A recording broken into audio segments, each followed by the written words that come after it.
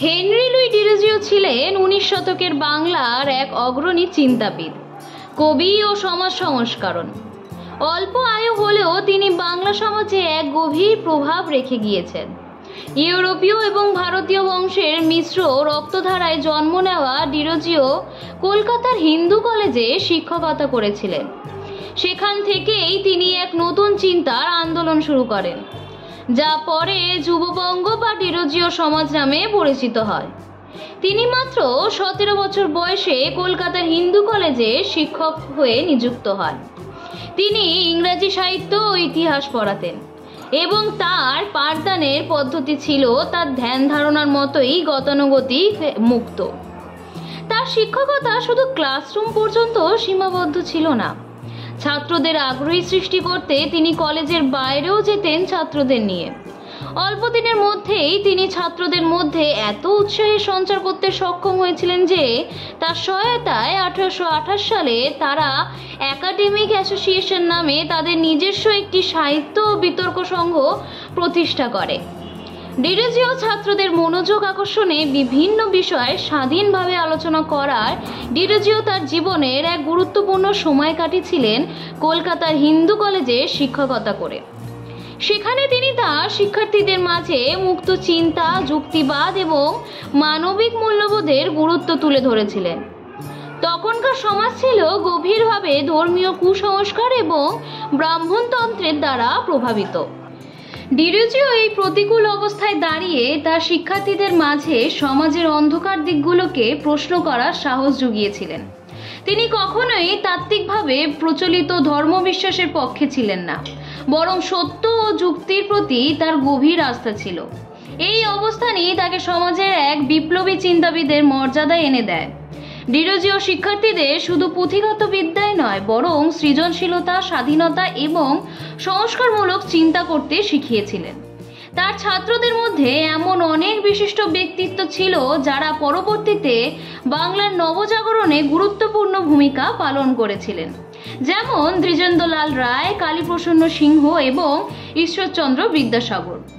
ডিরোজিও তত্ত্বাবধানে তাদের চিন্তা এবং কাজের মধ্যে এক নতুন দৃষ্টিভঙ্গি ও লক্ষ্য ফুটে উঠেছিল। ডিরোজিও শুধু একজন শিক্ষক ছিলেন না, তিনি ছিলেন একজন কবিও। তার সাহিত্যকর্মেও তার জাতীয়তাবাদী এবং মানবতাবাদী দৃষ্টিভঙ্গি স্পষ্টভাবে প্রতিফলিত হয়েছে। তার সবচেয়ে বিখ্যাত কবিতা to India my native land ছিল একটি দেশপ্রেমিক কবিতা, যেখানে তিনি ভারতের গৌরবময় অতীত এবং তার বর্তমান দুর্দশার মধ্যে একটি গভীর সম্পর্ক তুলে ধরেছিলেন। কবিতাটির মাধ্যমে তিনি ভারতীয় সমাজের মধ্যে এক নতুন দৃষ্টিভঙ্গি সৃষ্টি করতে চেয়েছিলেন, যা দেশপ্রেম এবং আত্মমর্যাদার সুরে ভরা ছিল। এছাড়া ডিরোজিও করতে চেয়েছিলেন যে কবিতাগুলির সময় পরিপ্রেক্ষিতে এক নতুন পথের সন্ধান চেয়ে। তার কবিতায় কেবল দেশপ্রেমই নয়, তিনি মানবাধিকার, সমতা এবং মানবিক মূল্যবোধের কথা বলেছিলেন। তার কাব্যিক ভাষা, অনুভূতি এবং বিষয়বস্তু তখনকার সমাজের এক বিপরীতে দাঁড়িয়েছিল, যেখানে নানা কুসংস্কার এবং অন্ধবিশ্বাস প্রচলিত ছিল। এই সময় চিন্তাধারা যা তিনি তার কবিতার মাধ্যমে মানুষের মধ্যে জাগ্রত করতে চেয়েছিলেন তা যুগান্তকারী ছিল।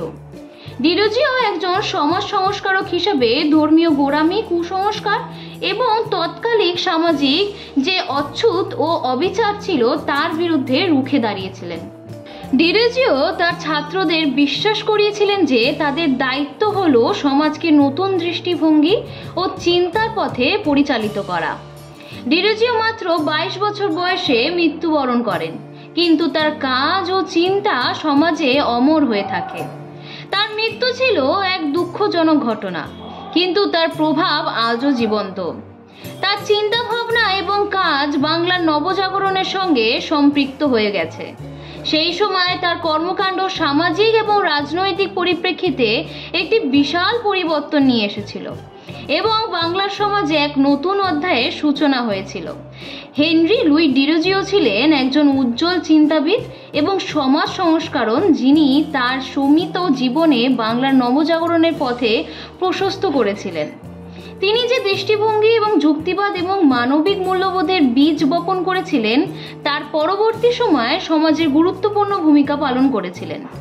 আজও তার চিন্তা আমাদের নতুন করে ভাবতে শেখায়, নতুন আলোতে দেখতে শেখায় এবং সমাজের প্রতি আমাদের দায়িত্বের কথা স্মরণ করিয়ে দেয়। ডিরোজিও একজন কবি, শিক্ষক এবং সমাজ সংস্করণ হিসেবে ইতিহাসে চিরকাল স্মরণীয় হয়ে থাকবেন। মানুষের পাশে, মানুষের সাথে আমরা আছি এই বাংলাতে। আপনারা দেখছেন সংবাদ শিরোনাম। দেখলেন তো অনেক কিছু, এবার দেখুন নতুন কিছু।